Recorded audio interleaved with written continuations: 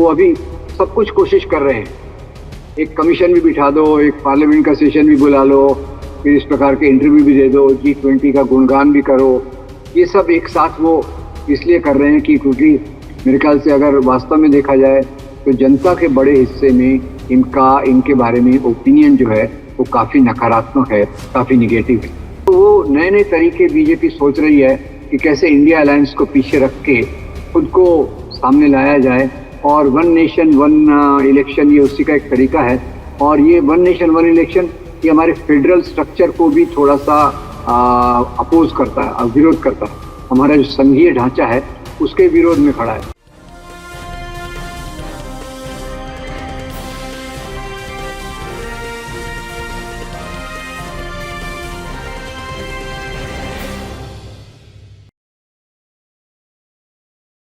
Hello, नमस्कार, आदाब, सत श्री अकाल और अस्सलाम वालेकुम। मैं हूं मोहम्मद अहमद काज़मी, लेकर आया हूं आपका पसंदीदा कार्यक्रम आपके रूबरू। इस कार्यक्रम के जरिए हम कोशिश करते हैं कि आपको कुछ देश में जो वाकयात हो रहे हैं, जो घटनाएं हो रही हैं, उसके बारे में कुछ गहराई से चर्चा हो और देश की सियासत किस तरफ जा रही है, आखिर क्या मंशा है बड़े साहब की, वो समझने की हम कोशिश करते हैं।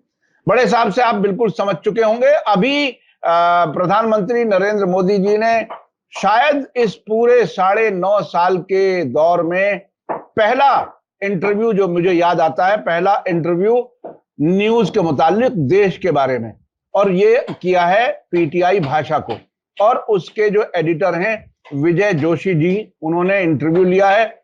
आज ही हमारे सामने आया है वो, उस पर चर्चा होना बहुत जरूरी है। और इसके अलावा वन नेशन वन इलेक्शन ये क्या है, साबिक सदर पूर्व राष्ट्रपति कोविंद जी को उसमें अध्यक्ष बनाया है, और उसमें कांग्रेस के जो लीडर को शामिल किया गया था, उन्होंने फौरन इस्तीफा दे दिया है। ये सब क्या है? इसके अलावा इंडिया, यानी जो अपोजिशन का यूनिफाइड अलायंस है, वो क्या कुछ कर रहा है, इलेक्शन की तैयारियां कैसी हो रही हैं, इन सब मुद्दों पर बात करने के लिए मेरे साथ आज खास मेहमान हैं राम पुनियानी जी, जो जाने माने लेखक हैं, पब्लिक स्पीकर हैं, पेशे से डॉक्टर हैं और मेडिकल रिसर्चर। अगर कुछ तफसील से ज्यादा जानना चाहें, वो क्या कुछ लिख रहे हैं, क्या कुछ बोल रहे हैं, तो उनकी एक वेबसाइट है www.rampuniani.com। उस पर आप जाकर के ज्यादा बहुत सी चीजें आप उनके बारे में पढ़ सकते हैं। आप प्रोफेसर रह चुके हैं बायोमेडिकल इंजीनियरिंग के, और farmer senior medical officer IIT Bombay.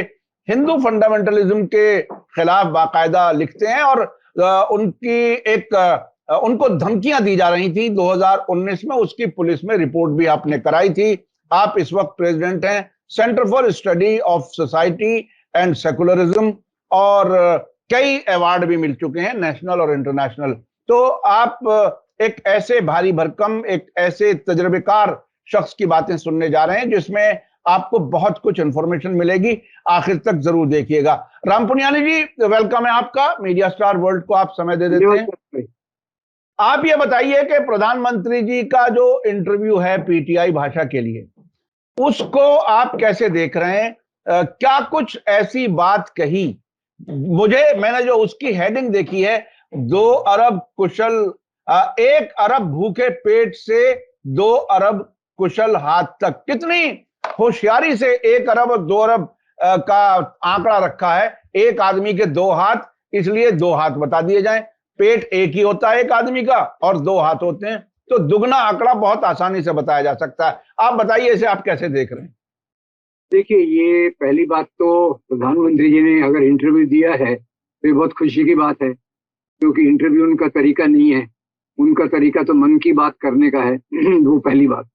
और इंटरव्यू देते भी हैं तो वो उन पत्रकारों को देते हैं जो गोदी मीडिया से जुड़े हैं, जो इनके पीछे इनकी तारीफ करने वाले ही हैं।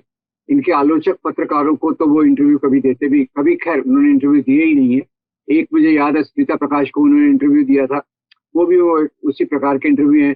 जो उनको पूछते हैं आप में इतनी ताकत कैसी है और आप में इतनी फकीरी कैसे है, तो वो खैर इंटरव्यू के बाद छोड़िए, उनका जो ये बयान है कि 1 लाख भूखे पेट से 2 लाख सशक्त हाथ, और 2 अरब। 2 अरब, हाँ। लाख नहीं, 2 अरब। हम्म। खैर मेरे आंकड़े कम है। तो पहली बात तो ये बताता हूँ कि जो भारत की भुखमरी है, ये भारत की भुखमरी आज़ादी के समय, आज़ादी के बाद हमारे यहाँ भूख का प्रमाण बहुत ज्यादा था। उसके बाद बहुत सारे बांध, हीराकोट, भाखड़ा नंगल, ये सब बांध बनाए गए, और उसके बाद यहाँ अन्न का उत्पादन बहुत बढ़ा, और भारत एक इंपोर्टिंग कंट्री से एक्सपोर्टिंग कंट्री तक आ गया। पर सवाल है फिर भी समाज के अंदर जो इसका डिस्ट्रीब्यूशन है, डिस्ट्रीब्यूशन में बहुत प्रॉब्लम है। और प्रधानमंत्री जी जो भी कहें कि एक जिसमें इंसानियत का इंडेक्स है, वो है हंगर इंडेक्स। हंगर इंडेक्स हम्म। कि कोई कितना भूखा है, हम्म। और ये हंगर इंडेक्स दुनिया की जानी मानी एजेंसीज करवाती हैं। और ये हंगर इंडेक्स में भारत का स्थान बहुत गिर गया है, यानी नीचे से, जैसे ये दावा करते हैं ऊपर से हम हैं, पर ये नीचे की तरफ से है, नीचे की तरफ से 5वां 6वां है। और कई जिन देशों को बहुत गरीब कहा जाता है, उनसे भी भारत का हंगर इंडेक्स बहुत कम है। तो एक तो पहली बात ये, तो खैर दावे करने में क्या जाता है, स्टैटिस्टिक्स को बोलने में भी क्या जाता है। और टोटल जीडीपी की आप बात करें तो टोटल जीडीपी में तो पूरा का जुड़ा हुआ है, अंबानी की भी इनकम उसमें है, और एक सड़क के भिखारी की भी इनकम उसमें जुड़ी हुई है। तो वो जीडीपी से तो अंदाज नहीं आता कि समाज का सामान्य व्यक्ति किस प्रकार से जीवन गुजर कर रहा है। दूसरा देखिए, जहाँ तक हमारा महंगाई का सवाल है, महंगाई के कारण गरीब तबके का तो बहुत प्रभाव है, जो मध्यम वर्ग का निचला तबका है उस पर भी एक बुरा प्रभाव हो रहा है, जिसके कारण वो अपनी जो जिस प्रकार से खाद्यान्न पूर्ति होना चाहिए, लोअर मिडिल क्लास में भी वो पहले से गिर रही है। तो ये एक अवलोकन की बात है। इसके लिए पूरे देश का सर्वे कराना तो एक बात है, पर जो कुपोषण कहते हैं, मेल न्यूट्रिशन से होने वाली जो मृत्यु होती है बच्चों में, उसकी दर में भी कोई कमी नहीं हुई है। इंडेक्स तो यही देखते हैं कि मेल न्यूट्रिशन से कितने बच्चे मर रहे हैं। दूसरा, जैसे औरतों में एक होता है हीमोग्लोबिन, हीमोग्लोबिन लेवल, जो खून की मात्रा बताता है। जो पिछले इंडेक्स आए थे उसमें तो खून, औरतों के हीमोग्लोबिन की मात्रा में कमी दिखाई गई थी पिछले 5-7 साल पहले। तो लुबल हुआ अब ये है कि जो हम चारों तरफ देखते हैं, और जो दुनिया की प्रतिष्ठित संस्थाओं ने जो आंकड़े लाए हैं, उसके हिसाब से भारत का जो हंगर इंडेक्स है वो एक सबसे बड़ा सूचकांक इंडेक्स रहता है, जिससे आप पता कर सकते हैं कि देश की प्रॉस्पेरिटी, देश की समृद्धि, और खास तौर से समृद्धि का भी मतलब ये होता है कि जो गरीब अमीर के बीच की खाई है वो कम होना बहुत जरूरी है। और ये गरीब अमीर के बीच की खाई तो बढ़ती जा रही है, और आप देखेंगे कि उसमें जो समाज के बड़े संभ्रांत तबके के लोग हैं, जो प्रधानमंत्री के मित्र लोग हैं, वास्तव में वो तो सबको मित्र कहते हैं, पर मित्र तो उनके कुछ ही हैं, जो यहाँ भी प्रॉस्पेरिटी रहते हैं और यहाँ का पैसा लेकर भाग जाते हैं विदेशों में भी, वो मित्र मंडली की तो पौबारा है। पर जो आम लोग समाज में, मैं भी घूमता हूँ, रिक्शे वालों से बात करना, स्लम वालों से बात करना, तो लगातार एक ही बात कहते हैं कि जीना एकदम लगातार मुश्किल होते जा रहा है। और ये वास्तविक जीडीपी है, ये वास्तविक जीडीपी है कि समाज का आम तबका अपनी परिस्थिति के बारे में क्या बोलता है और चीजों की उपलब्धि के बारे में क्या बोलता है। तो मुझे लगता है कि ये इंटरव्यू देने में, खैर ये ऐसे पत्रकार तो नहीं है जो इनके ऊपर पीछे से सवाल करें। ये तो वैसे पत्रकार हैं जो सिर हिलाकर बोल देंगे हाँ साहब आपने कितनी अच्छी बात कही, और हमारे सामने वो परोस देंगे। तो मैं इस बात को मानता हूँ कि हमारे जो खुशहाली का लेवल है, हैप्पीनेस इंडेक्स है, हंगर इंडेक्स है, फिर तीसरा देखिए हेल्थ इंडेक्स होता है, स्वास्थ्य सूचकांक, उसमें भी गिरावट आई है। तो लघु लुआब ये है कि आम लोगों का जीवन पहले से हर धरातल पर मुश्किल होता जा रहा है। अच्छा, पीटीआई का जो इंटरव्यू हमने देखा कि उसमें कहीं एक भी ऐसी बात उसमें नहीं है, एक लफ्ज भी जिसमें यह कहा जाए कि पत्रकार ने फला कमजोरी की तरफ सवाल किया और उसके जवाब में उन्होंने ये कहा। मुझे इस वक्त याद आ रहा है करण थापर का इंटरव्यू। करण थापर ने जो इंटरव्यू किया था उसमें जब उन्होंने 2002 के बारे में सवाल किया तो हमें याद है, कोई भी अब आप लोग उसे सर्च कर सकते हैं, जो देखने वाले हैं, तो प्रधानमंत्री जी ने गिलास रखा था, पानी पिया और आंखें बिल्कुल सुर्ख हो गईं गुस्से में, और ये कहा कि देखो दोस्ती अपनी जगह, बस मैं अब और बात नहीं कर सकता, ये करके, और वो रिक्वेस्ट करते रह गए, नहीं साहब आप अपनी बात रखिए, मैं तो आपकी बात सुनना चाहता हूं, लेकिन वो छोड़ करके एक तरह से बीच में भाग गए। आप लोग उसको, इंटरव्यू को जरूर देखना। मैं अपने दर्शकों से कह रहा हूं, आपको याद आ जाएगा वो सब कुछ कि प्रधानमंत्री जी किस तरह से पत्रकारों से भागे थे। अब मैं जो पूछना चाहता हूं वो जीडीपी के बारे में भी जो जिक्र किया उन्होंने, उसमें कहा कि अब जीडीपी सेंट्रिक बात नहीं रही, अब इंसानियत की बात रही। इससे पहले प्रधानमंत्री जी कह चुके हैं कि अक्सर वो 140 करोड़ का जिक्र करते हैं जब भी अपनी तकरीर करते हैं, और वो ये जाहिर करते हैं कि 140 करोड़ का मैं नुमाइंदा हूं। अब इस 140 करोड़ में से ये भी सरकार दावा करती है 80 करोड़ से ज्यादा लोगों को 5 किलो अनाज भी दे रही है ये सरकार। तो ये कहां, कौन सी ऐसी खुशहाली, कौन ऐसा खुशहाल होगा जो 5 किलो के लिए लाइन में खड़ा होगा या 5 किलो के लिए उससे पेट भरेगा? और हमने तो गांव देहात से खबरें आ रही हैं कि ये 5 किलो के चक्कर में लोग लापरवाह होते जा रहे हैं, काम नहीं करते। तो ये बड़ी अजीब सी सूरत हाल है। इसको आप कैसे कहेंगे? खुशहाली है ये 5 किलो अनाज के लिए लाइन लगना, या कोई अच्छे इशारे हैं?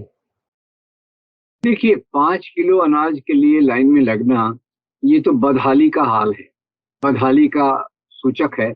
और अगर समृद्धि होती तो 5 किलो के लिए कौन लाइन में लगेगा? और 5 किलो अगर अनाज मिल गया तो उससे आप अपना काम धंधा छोड़ देंगे, यह तो संभव है नहीं। क्योंकि आपको एक पांच पांच लोगों का परिवार माना जाए तो उसमें ये अनाज कितना पूरक होगा, ये भी देखने की बात है। तो खैर, 80 करोड़ लोगों का तो ये हाल है कि क्योंकि बाकी इनकम नहीं है, आय के स्रोत नहीं है और दूसरे साधन नहीं है, इसलिए उन बेचारों को इस पर आश्रित रहना पड़ता है। और उनको भी लिए एक शब्द निकाला है, लाभार्थी, कि भाई उनको इन चीजों का लाभ मिल रहा है। तो ये मेरे ख्याल से देश के लिए शर्म की बात है कि 80 करोड़ लोगों को इस मुफ्त के राशन पर जीना पड़ रहा है। ये अच्छी बात है कि कम से कम कुछ तो मिल रहा है, पर सवाल है कि ऐसी हालत क्यों है कि जहाँ इतने लोगों को मुफ्त में राशन देने की जरूरत पड़ी। पहले उस बात पे ख्याल रखना चाहिए कि यानी उनकी इनकम लेवल, उनकी आय इतनी कम हो गई है कि वो खुद के लिए चीजों को जो उनको चाहिए वो अफोर्ड नहीं कर सकते, और उससे उनको इस पे आश्रित रहना पड़ता है। ये मेरे ख्याल से देश के लिए एक शर्म की बात है। अच्छा, कुछ लोगों का ये कहना है, हमारी बात हल्की सी डाइवर्ट हो रही है लेकिन मैं इसलिए आपसे मालूम करना चाहता हूं, कुछ लोगों का कहना है कि ये इस तरह से लाभार्थियों की तादाद बढ़ा करके एक तरह से बीजेपी के परमानेंट वोटर्स की तादाद बढ़ाने की एक कोशिश है। अभी जो अपोजिशन है, जो इंडिया अलायंस है, उसके बारे में ये कहा जा रहा है कि 63% वोटर्स उनके साथ हैं और 33% उनके बीजेपी और एनडीए के साथ हैं। इस हालत में अभी आपको क्या लगता है कि वो वन नेशन वन इलेक्शन की बात शुरू करके किस नतीजे पे पहुंचना चाहती है सरकार? क्या कुछ है मोदी जी के मन की बात क्या आपको समझ में आती है जो वो नहीं बोल रहे, बगैर बोले कहीं कुछ समझ में आ रही हो? ये एकदम अचानक से ये जिसे कहते हैं ना कि उसमें से पिटारे में से क्या निकाल के सामने रख दिया? देखिए, वन नेशन वन इलेक्शन हमारे जैसे इतने बड़े देश में ये संभव ही नहीं है। आप देखिए, हमारे इतने राज्य हैं इतने राज्य हैं, यूनियन टेरिटरीज हैं, और इसमें अलग अलग हालात में विधानसभाएं चुन के आती हैं। तो उनको एक समय पे जो मुख्यमंत्री कई बार उनको भंग कर देते हैं, फिर से होता है अंदर उनके जो डायनेमिक्स है, तो उसको एक समय पे विधानसभा और लोकसभा का चुनाव करना, ये मेरे ख्याल से देश के लिए पॉसिबल नहीं है। और तीसरा, अगर देखिए लोकल बॉडीज को देखिए, लोकल बॉडीज के चुनाव अलग हालात में कराए जाते हैं। तो ये मेरे ख्याल से एक नारा है, क्योंकि इधर इंडिया अलायंस मजबूत होते जा रहा है, और जैसे इंडिया अलायंस के पास 63% वोट्स हैं, और बीजेपी अलायंस एनडीए के पास 37 है। और जैसे इंडिया अलायंस मजबूत होते जा रहा है, ये 63% और बढ़ेगा, क्योंकि अभी वो उनके आपस में जो सिर फुटबॉल थी वो कम होकर वो यूनिफाइड अगर रहे तो बीजेपी की हालत और भी पतली हो सकती है। तो इसलिए ये ध्यान हटाने के लिए और इस प्रकार से कुछ करने के लिए कि इंडिया अलायंस को फेस न करना पड़े, उसके पहले ही कुछ ऐसा कर दो जल्दबाजी में ताकि एक जगह विधानसभा लोकसभा के चुनाव एक साथ करवा दिए जाए। अभी ये चुनाव आ रहे हैं छत्तीसगढ़, राजस्थान और मध्य प्रदेश में, तो उसमें भी एनडीए बीजेपी की हालत पतली दिख रही है और इंडिया अलायंस पहले से और मजबूती पे जा रहा है। और इनका जो 67% का वोट था उसमें आपसी सिर्फ फुटअव्वल के कारण वो उनकी सीटें कम आती थी। अब वो इंडिया अलायंस एक मजबूती से एक दूसरे के लिए एडजस्ट करने के लिए तैयार हो रहा है, एक दूसरे के साथ समझौता करने के लिए तैयार हो रहा है, तो निश्चित रूप से उनकी हालत पहले से अच्छी होगी। तो अच्छा, हाँ, आप अपनी बात पूरी करें।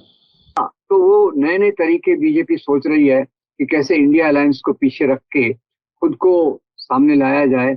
और वन नेशन वन इलेक्शन ये उसी का एक तरीका है। और ये वन नेशन वन इलेक्शन ये हमारे फेडरल स्ट्रक्चर को भी थोड़ा सा अपोज करता है, विरोध करता है। हमारा जो संघीय ढांचा है उसके विरोध में खड़ा है, क्योंकि हमारे संघीय ढांचे के अनुसार जो गवर्नमेंट जो यूनियन है वो राज्यों का मेल है। राज्यों में जिस प्रकार से चुनाव होंगे वो एक अलग तरीके से हो सकते हैं, तो उसको कैसे हम खत्म कर सकते हैं अगर हम फेडरल स्ट्रक्चर को संघीय ढांचे को कमजोर न करें, तो वन नेशन वन इलेक्शन ये पॉसिबल ही नहीं है। अच्छा, 2018 में लॉ कमीशन ऑफ इंडिया खुद इसी सरकार के दौरान इस पर सरकार के कहने से वन इलेक्शन वन नेशन वाली उस पर लॉ कमीशन की एक रिपोर्ट आई थी जिसमें कहा गया था कि इसमें ये बहुत एक तरह से उन्होंने नामुमकिन भी बताया था, ये भी बताया था कि कानून में तब्दीली करनी पड़ेगी, संविधान में तब्दीली करनी पड़ेगी, और ये भी बताया था कि राज्यों की सहमति उसके लिए बहुत जरूरी है। तो ये एक तरह से जो चीज पहले से ही लॉ कमीशन इसी सरकार के तहत कह चुका है कि ये मुमकिन नहीं है, इस वक्त इलेक्शन से पहले इस बात को छेड़ करके क्या महज वोटों का पोलराइजेशन के लिए इसमें कामयाबी मिले ना मिले, लेकिन एक बात तो कह दी, क्या उससे कोई फायदा उठाने की जरूरत होगी, फायदा उठाना चाहेंगे? देखिए, अभी जो भारतीय जनता पार्टी है ये पूरी तौर से बेचैन है, छटपटाहट है उनमें, और कोई भी रास्ता मिले उससे कुछ भी फायदा हो सकता है, या ध्रुवीकरण पोलराइजेशन हो या फिर संघीय ढांचे पर को कमजोर करने की बात हो, तो को लगातार एक के बाद एक कोशिश किए जा रहे हैं। आप देखिए पिछले कुछ महीनों से जब से इंडिया अलायंस मजबूत होते जा रहा है तो इस प्रकार की कोशिशों में इजाफा हो रहा है। एक के बाद एक वो कोशिश कर रहे हैं कि चलो ये करके देखते हैं, इससे शायद हम मजबूत हो जाएं और इंडिया अलायंस कमजोर हो जाए। तो ये भी उसी दिशा में एक काम है जो मेरे ख्याल से सफल नहीं होगा, ऐसा मुझे लगता है। पार्लियामेंट का स्पेशल सेशन भी उसका भी ऐलान किया गया है। पार्लियामेंट का स्पेशल सेशन, देखिए मुझे याद आता है कि इस सरकार ने अब से पहले पिछले कई वर्षों में जो भी कानून लाए हैं, ऐसा महसूस होता है कि खुद बीजेपी की पार्लियामेंट्री कमेटी में आजादी के साथ कभी डिस्कस नहीं किया जाता। मैं अपोजिशन की बात नहीं कर रहा, अपनी पार्टी के बीच भी हमने आर्टिकल 370 हटने का बिल्कुल ऐसे ऐलान सुना होम मिनिस्टर की जबानी, उसी तरह से सीएए, एनआरसी, इसी तरह से किसानों के खिलाफ कानून और बहुत से इस किस्म के फैसले इस सरकार ने कानून के तौर पर सामने ये लाए हैं जिसमें कोई चर्चा नहीं होती। तो अब क्या बगैर चर्चा के कोई संविधान बदलने जैसी कोई बात या वन नेशन वन इलेक्शन जैसी कोई चीज पार्लियामेंट में पास करा करके कोई कहानी और बिगाड़ी जा सकती है, खराब की जा सकती है?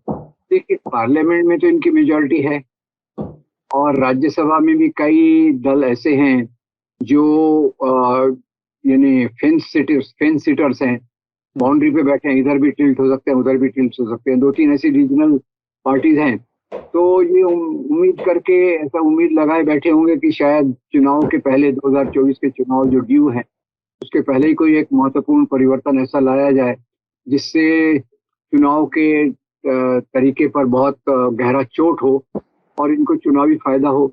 ये पार्लियामेंट का सेशन अचानक बुलाने की जो आइडिया उनको आई है, जैसे वो अभी सब कुछ कोशिश कर रहे हैं, एक कमीशन भी बिठा दो, एक पार्लियामेंट का सेशन भी बुला लो, फिर इस प्रकार के इंटरव्यू भी दे दो, G20 का गुणगान भी करो। ये सब एक साथ वो इसलिए कर रहे हैं कि क्योंकि मेरे ख्याल से अगर वास्तव में देखा जाए तो जनता के बड़े हिस्से में इनके बारे में ओपिनियन जो है वो काफी नकारात्मक है, काफी निगेटिव है। और आम लोग जिंदगी के हालात से बहुत परेशान हैं, तो उसके कारण ये सब चीजें हो रही हैं। और पार्लियामेंट का सेशन बुलाना भी उसी दिशा में एक कदम है कि अगर हो सके तो कुछ ऐसे महत्वपूर्ण परिवर्तन ले आए जिससे चुनाव करने की या तो जरूरत ही न पड़े, या चुनाव के चरित्र को बदल दें, या चुनाव में और एक बड़ा मैसेज दे दें। ऐसा बहुत कुछ संभव है। अच्छा, अभी तक जो ये अलायंस अपोजिशन का बना है इंडिया, ये जिस तरीके से पटना, बेंगलोर, मुंबई, जिस तरह से ये आगे बढ़ रहा है, इसमें आपको क्या लगता है? क्योंकि आपने कई बार ये बात कही है कि अगर अपोजिशन मुत्तहिद रहे, यूनिफाइड रहे, तो बीजेपी को, मोदी को हराया जा सकता है। अब जिस मोमेंटम के साथ ये आगे बढ़ रहा है, आप इससे सेटिस्फाइड हैं या आप इसमें कुछ और मशवरा देते हैं, या कुछ ऐसी कमियां हैं जिसकी तरफ आप कोई निशानदेही करना चाहें? क्योंकि सेल्फ क्रिटिसिज्म और अपने आप को देखते रहना, जांच परखते रहना, और मैं जब सेल्फ क्रिटिसिज्म की बात कह रहा हूं, मैं एक इंडिविजुअल के तौर पर नहीं कह रहा, ना आपके ना अपने, एक भारत से प्यार करने वाले लोग जो सभी को एक साथ देखना चाहते हैं, नफरत की दीवारें तोड़ना चाहते हैं, उसके उनमें से एक शख्स के तौर पर आप तो कैसे देख रहे हैं इस सब? देखिए, मैं एक सेंस पे तो मैं भी मानता हूँ कि खुद की आलोचना करते रहना चाहिए और जो चीजें अच्छी हैं उनकी भी आलोचना करनी चाहिए ताकि वो और बेहतर हो सके। अभी तक तो पर उसकी तारीफ भी करना चाहिए ताकि उनमें मजबूती भी रहे, एक मनोबल भी बना रहे। पहली बात तो मैं इससे पूरा तौर से ये बहुत अच्छा स्टेप है। और ये जो 3 मीटिंग्स हुई, ये लगातार पहले से ज्यादा मजबूत होती जा रही है। पहले से इसमें मजबूती आ रही है। अभी कन्वेनर ग्रुप भी बन गया है 14 लोगों का। और कई चीजों का जवाब देना जरूरी है जो उनको सकारात्मक तरीके से देना पड़ेगा। पहला जवाब तो देना ये जरूरी है कि आपके पास मिनिस्ट्रियल कैंडिडेट कौन सा है।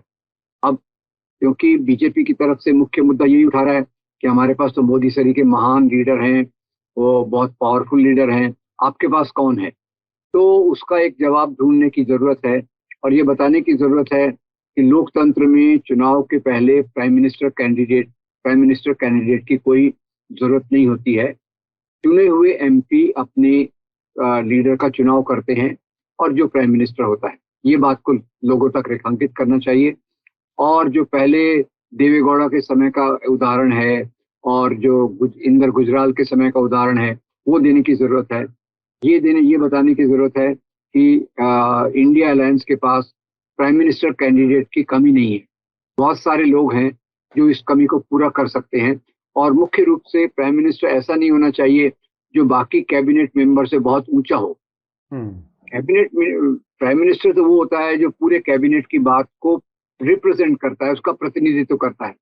वो बराबर के लोगों में पहला व्यक्ति होता है। अभी इन्होंने जो कर दिया है वो प्रेसिडेंशियल मॉडल कर दिया है कि एक अध्यक्षीय मॉडल कर दिया है कि जहाँ एक व्यक्ति है जो सब निर्णय लेता है।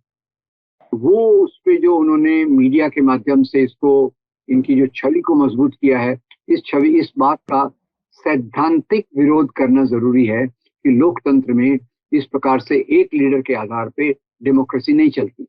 कैबिनेट मॉडल का इसका मतलब होता है, कैबिनेट सिस्टम का मतलब होता है कि कैबिनेट के सभी मंत्री सोचते हैं और प्रधानमंत्री उसको इम्प्लीमेंट करने में मदद करवाते हैं। तो ये एक बात तोड़ना बहुत जरूरी है क्योंकि जनता के बीच में ये जो परसेप्शन एक सोच क्रिएट कर रहे हैं कि मोदी का कोई अल्टरनेटिव नहीं है।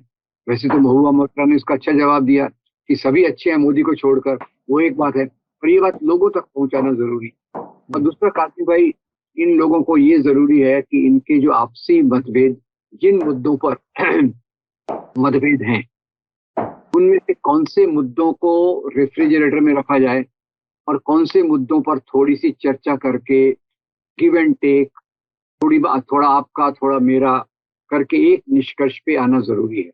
और उसके बगैर चलेगा नहीं, क्योंकि कई मुद्दे पे छोटे छोटे मतभेद हो सकते हैं।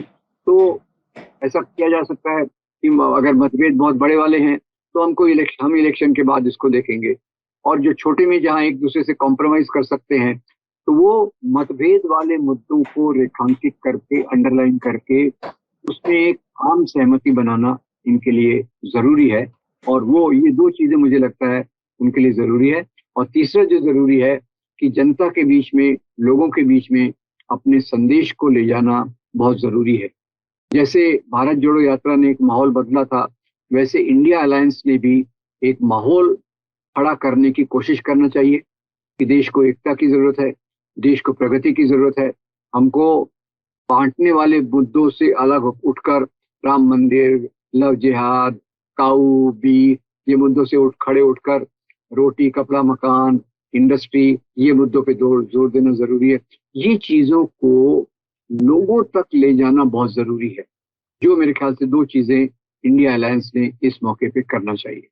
जी जी जी, बहुत बहुत शुक्रिया। मैं अपने दर्शकों को याद दिला दूं कि मैं इत्तेफाक से कल ही एक बड़े यूट्यूबर का एक प्रोग्राम देख रहा था जो काफी मशहूर हैं।